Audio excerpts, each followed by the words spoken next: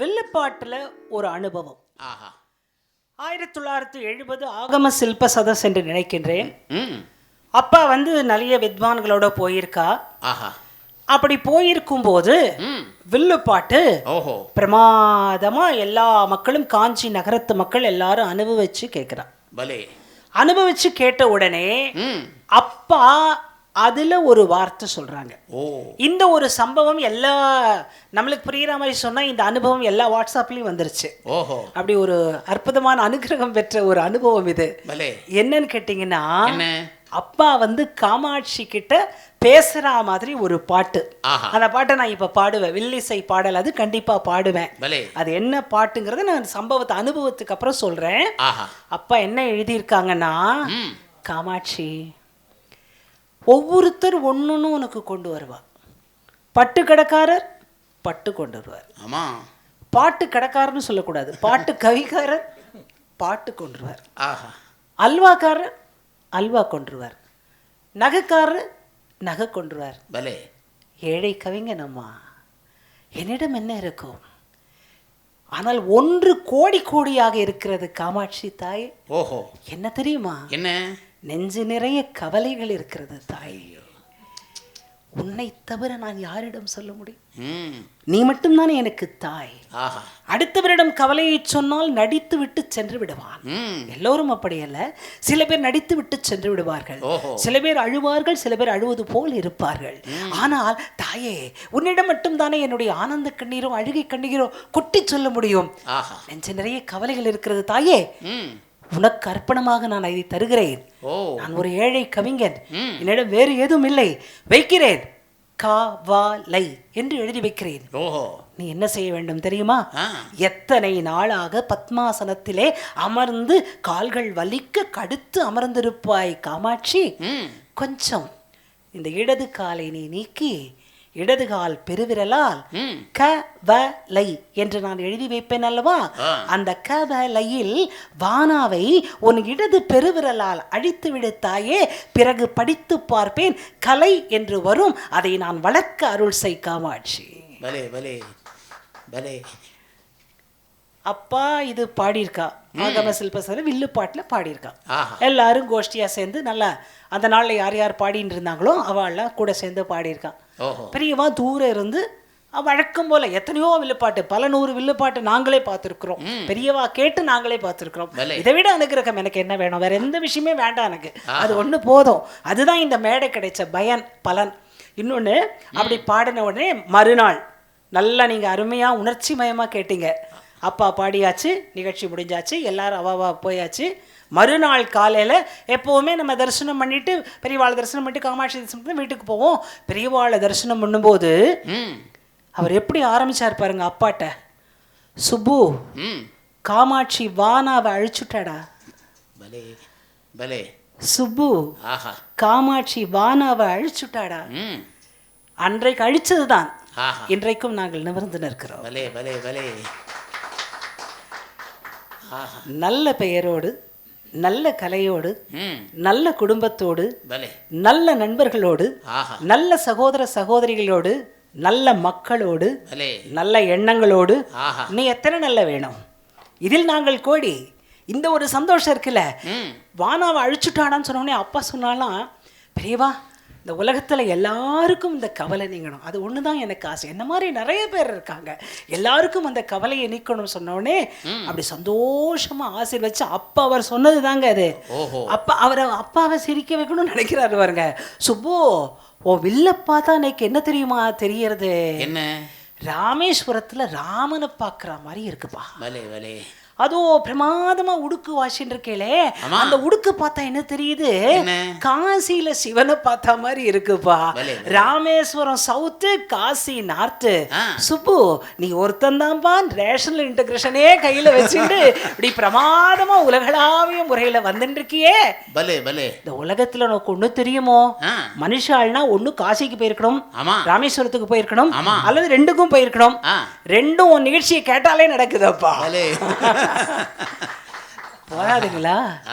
இப்பேற்பட்ட அனுபவத்துல அப்பா அந்த பாடல் கருத்து இருக்கு இல்லையா, அதை நாங்க எல்லாரும் சேர்ந்து பாடுறோம். ஆனாலும் மகள் பாடுவதை விட ஒரு வீட்டுக்கு மருமகன் பாடுவதுதான் மாமா மேலிருந்து நிறைய ஆசீர்வாதம் பொழிவார். 30 வருஷமா பாடிக்கிட்டு இருக்கார். அதுக்கு அர்த்தம் 30 வருஷம் ஆச்சு கல்யாணம் ஆகின்னு அர்த்தம். இதுதானே எங்களுடைய அனுபவம், எங்களின் தரிசனம், எங்களின் அனுபவம். அதை பதிய செய்வதுதானே இந்த பதிவு. காஞ்சி காமாட்சி சரணமம்மா, கண்பாரம்மா சரணமம்மா.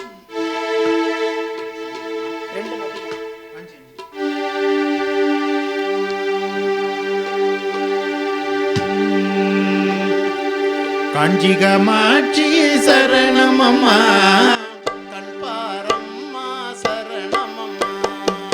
காஞ்சி காமாட்சி சரணமம்மா, கண்பாரம்மா சரணமம்மா. வாஞ்சையின் வடிவே சரணமம்மா, வாஞ்சையின் வடிவே சரணமம்மா. வையக தலைவி சரணமம்மா, வையக தலைவி சரணமம்மா.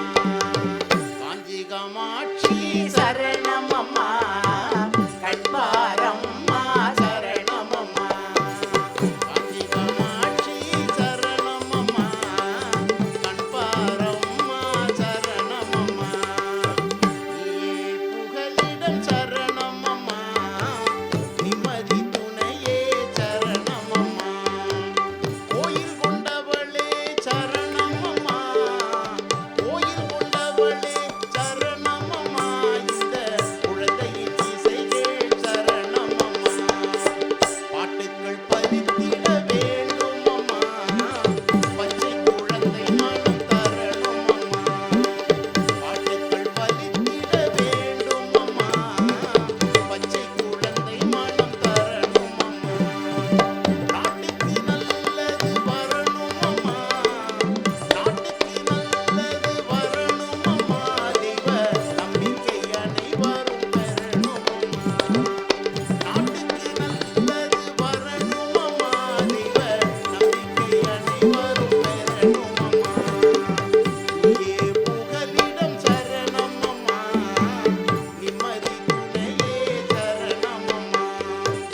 கோயில் கொண்டவளே சரணமம்மா, இந்த குழந்தையின் இசைகள் சரணமம்மா. காஞ்சி காமாட்சி சரணமம்மா, கண்பாரம்மா சரணமம்மா. காஞ்சி காமாட்சி சரணமம்மா, கண்பாரம்மா சரணமம்மா. கண்பாரம்மா சரணமம்மா, கண்பாரம்மா சரணமம்மா. ஜய ஜய சங்கர ஹர ஹர சங்கர, ஜய ஜய சங்கர ஹர ஹர சங்கர, ஜய ஜய சங்கர ஹர ஹர சங்கர, ஜய ஜய சங்கர ஹர ஹர சங்கர, ஜய ஜய சங்கர ஹர ஹர சங்கர, ஜய ஜய சங்கர ஹர ஹர சங்கர, ஜய ஜய சங்கர ஹர ஹர சங்கர.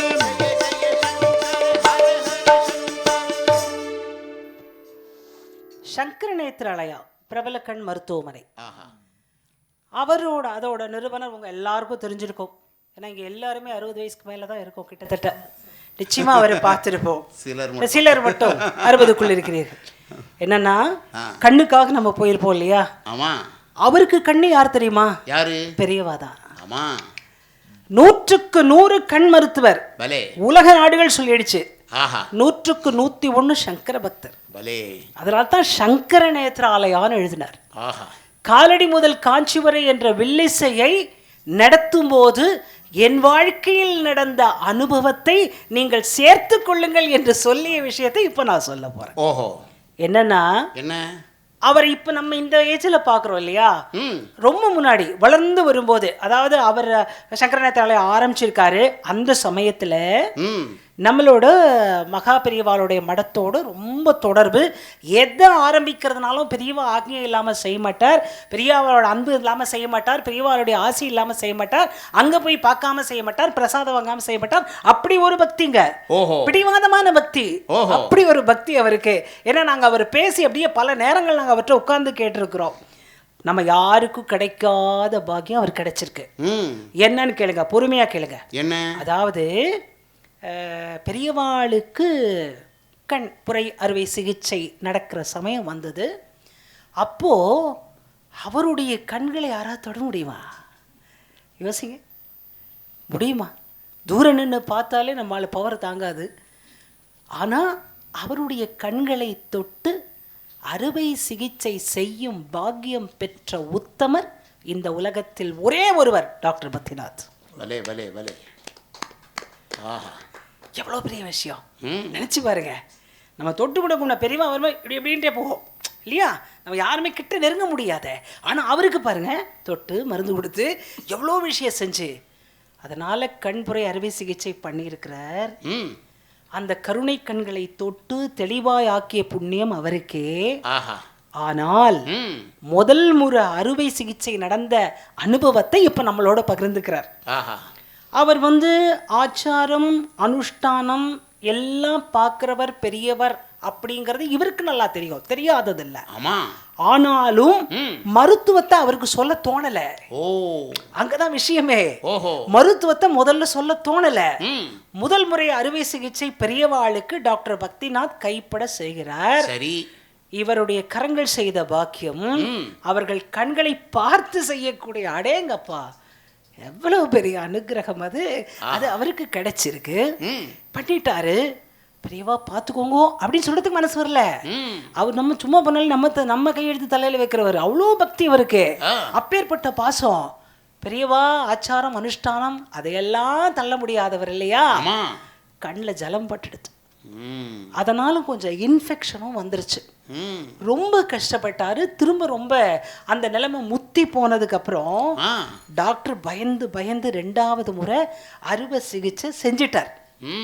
இந்த முறையும் சொல்லல, செஞ்சுட்டு வந்துட்டார். சொல்ல தோணல அவருக்கு.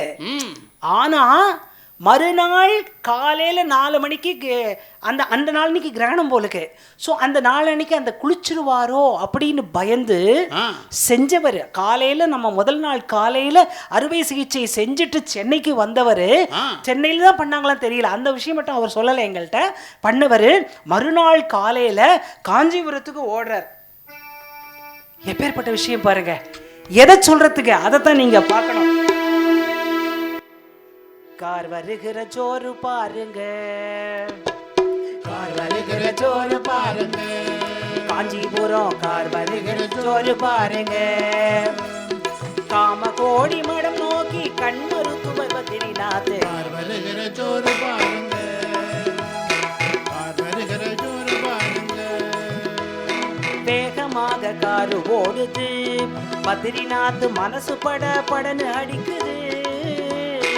வேகமாக காரு ஓடுது, பத்ரிநாத் மனசு பட படன்னு அடிக்குது.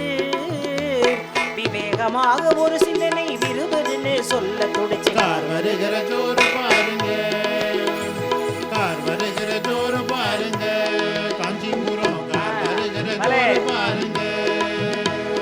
மடத்து வாசல் வந்து நின்னது, மருத்துவர் மனம் விரைந்து சென்றது. உத்தரவு உத்தமராம் பத்ரிநாத் உள்ளே போக வருகிற ஜோறு பாருங்க, காஞ்சிபுரம் வருகிற ஜோறு பாருங்க. தரிசனமே ஜெய ஜெய சங்கரா, தரிசனமே ஜெய ஜெய சங்கரா. அவர் மெட்ராஸ்ல இருந்து காஞ்சிபுரம் போனதுக்கு தான் நாங்க பாட்டு போட்டோம். அப்ப காஞ்சிபுரம் வந்துட்டாருங்கிறது எப்படி சொல்றோம்? தரிசனமே ஜெய ஜெய சங்கரா. அங்க வந்துட்டார். ஏன் இதை நான் ஒரு மகிழ்ச்சியா பண்ணா அவர் நல்லா இருக்காரு, அந்த சந்தோஷம் தான் நாங்க நல்லா பாடுறோம்.